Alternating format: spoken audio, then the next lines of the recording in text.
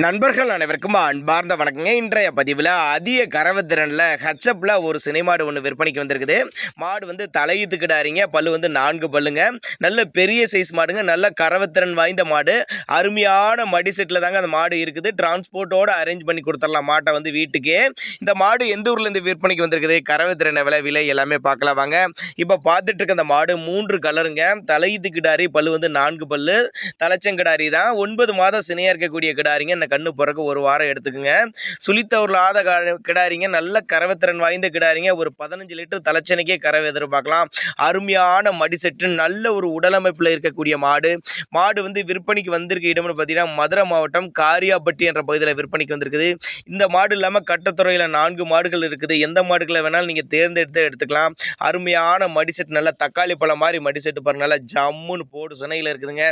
தேவைப்படும் நபர்கள் தாராளமாக கான்டாக்ட் பண்ணுங்கள். இதனுடைய விற்பனை விலை 68 ரூபாய் சொல்லியிருக்காங்க. 68 ரூபாய் சொன்னாலும் ஃபிக்ஸட் ப்ரைஸ் கிடையாதுங்க, விலை அனுசரிப்புன்னு தான் சொல்லியிருக்காங்க.